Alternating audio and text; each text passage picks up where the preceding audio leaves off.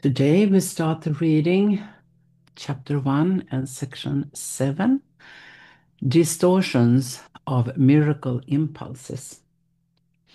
And the reading will be short today because someone stole my bicycle, so I have to walk to work today, which take a little bit longer time. So we read about half an hour, 20 minutes, half an hour. Distortions of Miracle Impulses. Your distorted perception produce a dense cover over miracle impulses, making it hard for them to reach your own awareness. The confusion of miracle impulses with physical impulses is a major perceptual distortion. Physical impulses are misdirected miracle impulses. All real pleasure comes from doing God's will. This is because not doing it is a denial of self. Denial of self results in illusions, while correction of the error brings release from it. Do not deceive yourself into believing that you can relate in peace to God or to your brothers with anything external. So, my distorted perceptions produce a dense cover over miracle impulses. Miracle impulses are impulses to remember who I am and who created me, where I am and what I am. And my distorted perceptions is this illusion, what I perceive in this illusion, what I think I see with my eyes, hear with my ears, touch with my hands. The ego made this body to distort perception, to believe that I am the body and the body can perceive anything. That is not true according to A Course in Miracles. Perception is made by whom I think with. If I think with the ego, I will see separation in the illusion. If I think together with the Holy Spirit, I will see unity, that we are one together in God. So I am deceived by the ego to believe I am the body and that what I perceive with my eyes and my ears and my hands, what I can smell, is a distortion. It's a dense cover over my impulse to remember who I am and what I am. And we confuse miracle impulses with physical impulses. We believe that pleasure is the body's pleasure. So we believe that if I make sure that the body is well fed, well um, have a nice place to live in and clothes and you know um, whatever we think is good for our body, and also physical contact between bodies, holding hands, meeting each other in real life, having sex, dancing, whatever. We believe that will um, bring us pleasure. The Course is very, very clear that is not true. So any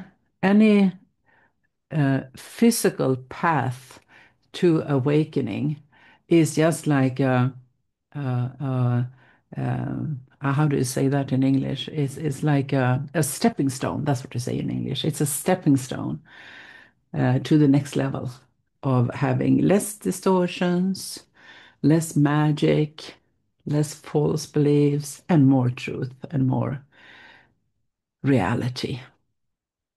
So physical impulses are misdirected miracle impulses.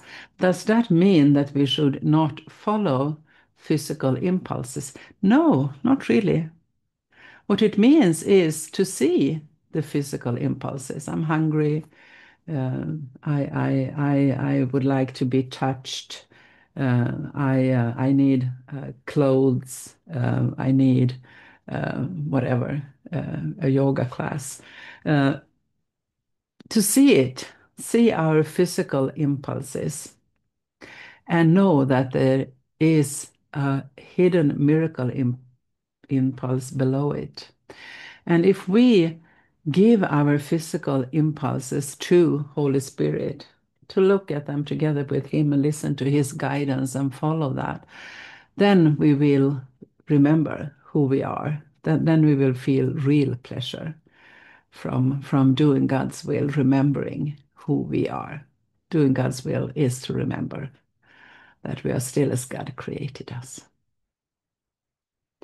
So do not deceive yourself into believing that you can relate in peace to God or to your brothers with anything external. You cannot, not even this book.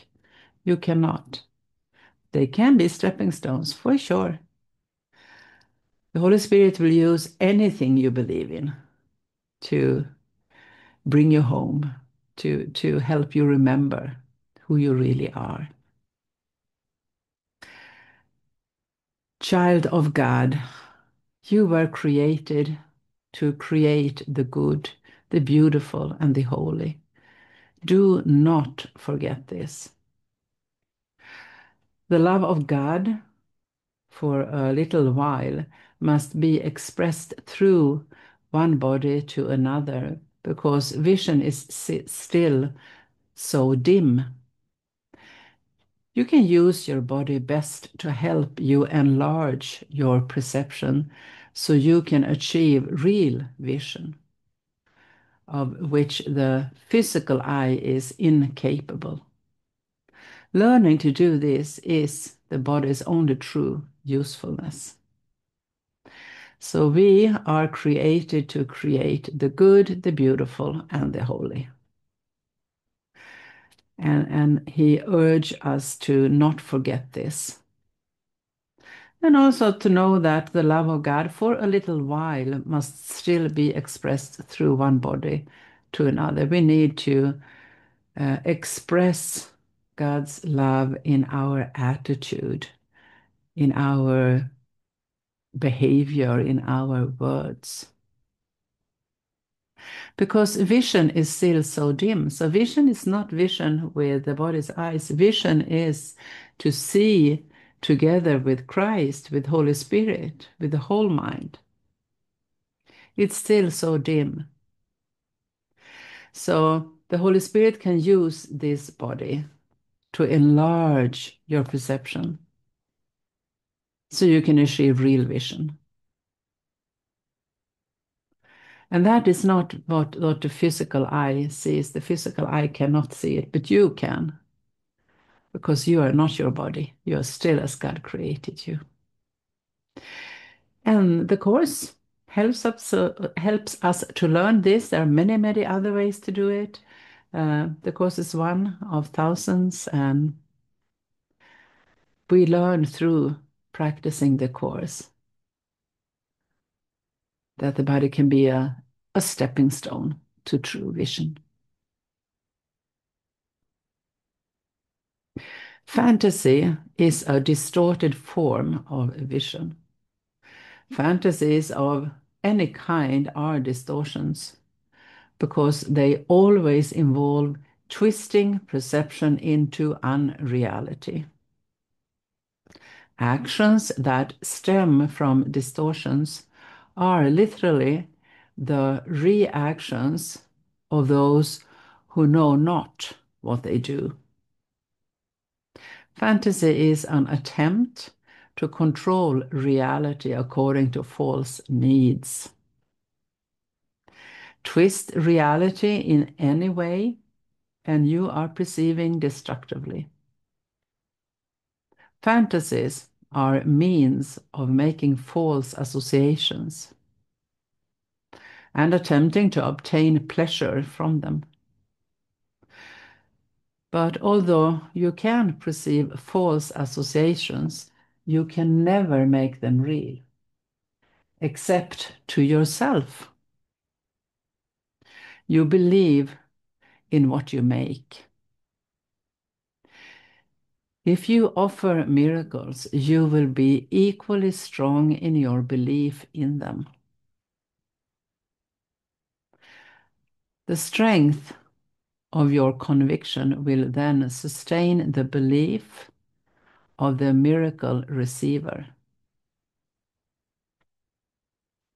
Fantasies become totally unnecessary as the wholly satisfying nature of reality becomes apparent to both giver and receiver.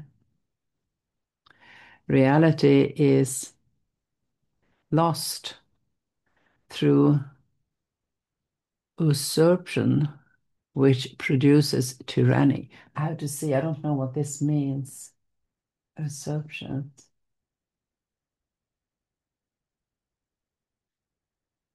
To display, okay, an illegitimate or controversial claimant to power, often, but not always in monarchy. Okay. In other words, one who takes the power of a country, city, or established religion for oneself without any formal or legal right to claim it as one's own. Okay. Which produces tyranny. As long as a single slave remains to walk the earth, your release is not complete. Complete restoration of the sonship is the only goal of the miracle-minded. All right, so fantasy is a distorted form of vision. Fantasy and illusion are synonyms. So what we see here is a fantasy, is an illusion. This whole world is an illusion. And it's a distorted form of vision. So it's not the true Christ vision.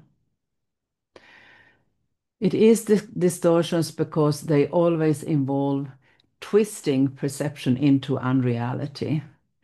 So what I see here is a twisted form of reality. It's not reality at all. It's a twisted perception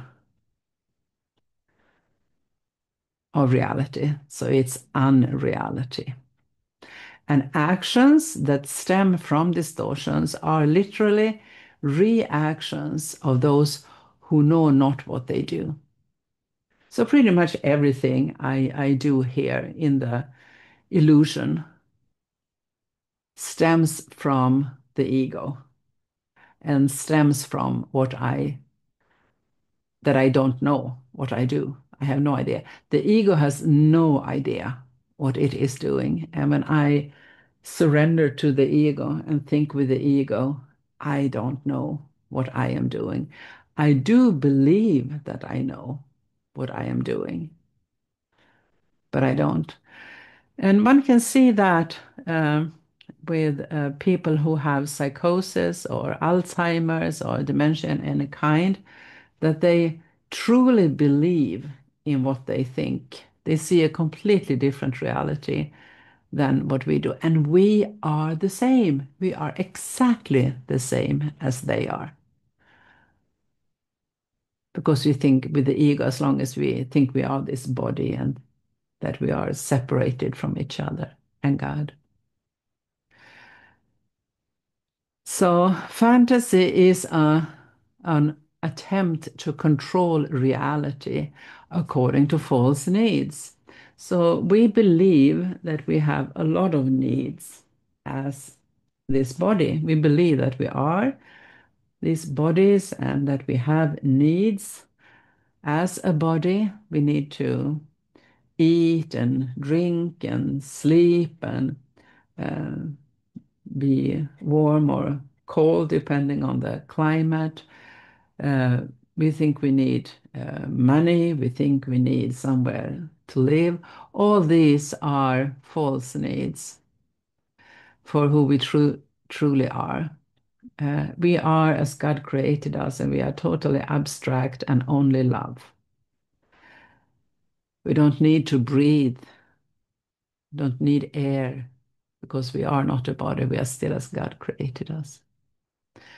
So fantasy is an attempt to control reality according to false needs. It doesn't mean that we should stop breathe or stop earning money or stop wearing clothes, not at all. That's the ego interpretation.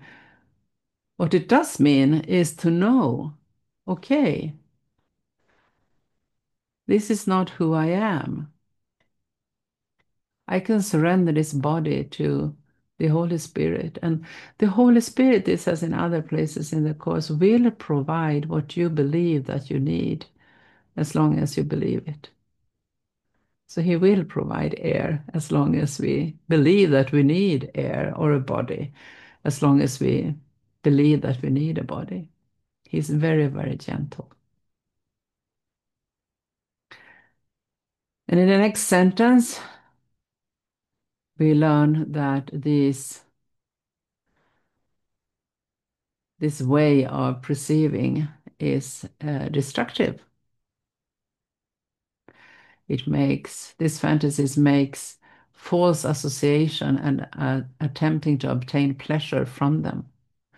And this is something we have to learn with the symbols that works for each and everyone for us. So we need to see that when we follow these pleasures that we desire and we actually receive them, they don't fulfill us. I have a long chain of fulfilling desires, and what I see is that none of those desires fulfill me. The only thing that fulfills me is forgiveness and to be like a vessel for God's work. That's the only thing that gives me happiness and fulfill me. So although we can perceive false association, we can never make them real except to ourselves. So what we experience here is not reality. It is not real. We believe in it. That's why we see it. So you believe in what you make. You believe in what you make. Then again, if I offer miracles, I will be equally strong in my belief in them. And that makes me more happy than believing in separation. So I prefer to offer miracles. So I make them stronger in me. The strength of my conviction will then sustain the belief of the miracle receiver. So, and I experience that so many times when I know that the Holy Spirit is holding us, is giving us whatever we think we need. I know that the false perception will just fall off, and I can stand very, very firm, very steadily in that belief, and I can see other people coming in to believe and also see that the Holy Spirit holds them very, very well. And as time goes by and I practice this, then fantasies will become totally unnecessary. I understand that. And I will only perceive the whole mind and complete oneness with everyone and God.